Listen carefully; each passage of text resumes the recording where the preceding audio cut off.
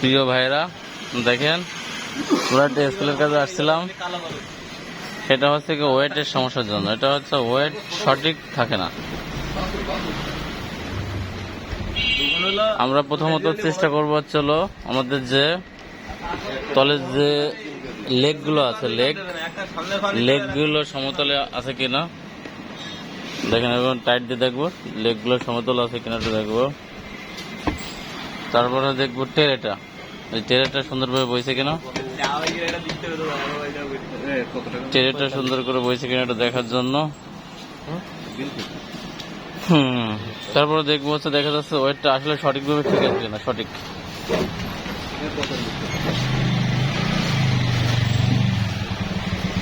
যে মালটা ওয়েট দিচ্ছে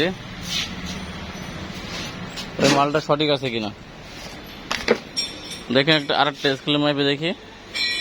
এই মালটা দেখা যাচ্ছে যে আছে 3 কেজি 757 গ্রাম। এটা আছে 54 গ্রাম। 3 কেজি 754 গ্রাম। ওটা স্কেলটা সঠিক আছে। এটা আমরা দেখা যাচ্ছে ক্যালকুলেশন করে দিতে পারি। আমাদের ক্যালকুলেশনের আছে। আমরা প্রথমে কি করব দেখেন, শূন্য বাটন চেপে ধরবো। শূন্য বাটন চেপে ধরে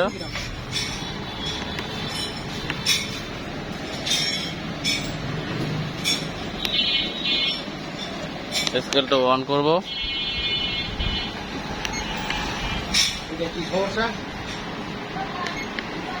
তারপর ওয়েটের সমস্যা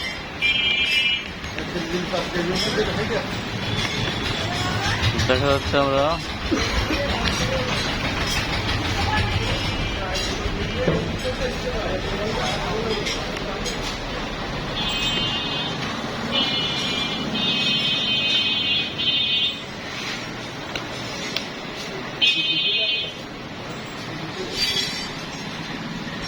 শূন্য বাটনটা আছে, এটা চেপে ধরে রাখবো।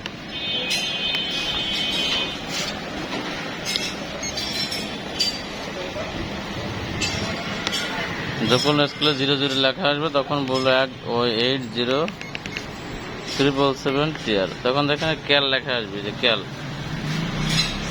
ক্যাল লেখা আসবে। তখন আমরা কি করব, হোটেল দেখছিলাম কত, 3 কেজি 757 গ্রাম। এখানে তাই লিখবো, দেখেন 3 কেজি 757 গ্রাম লিখছি কিন্তু দেখেন। এখন কি করবো, টিআর বাটন, এই টিআর বাটনে চাপ দেবো। টিআর বাটন লোড লেখা আসবে। লোড লেখা আসলে দেখা যাচ্ছে এখানে ফ্যান চলতেছে, তো এই জন্য হয়তো ওয়েট ওঠানামা করতেছে। আমরা একটু অন্যদিকে যাই, অন্যদিকে যে স্কেলটা এক জায়গা করি।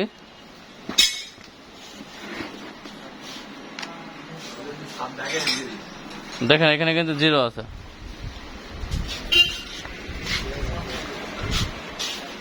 আমরা কি করব এখন, কিন্তু এখানে ওঠানামা করে না, নিচে দেখেন 0 আছে। এখন আমরা এই যে পয়েন্ট, এখানে যে ওয়েটটা ছিল 3 কেজি 757 গ্রাম, আমরা সেটারে আবার ওয়েট করব।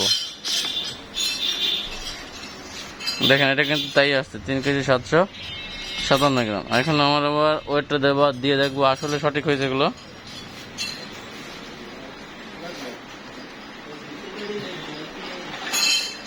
তিন কেজি 757 গ্রাম, 58 গ্রাম হয়তো 1 গ্রাম 19-20 হয়, এটা কোনো ব্যাপার না। ঠিক আছে, ওকে বন্ধুরা,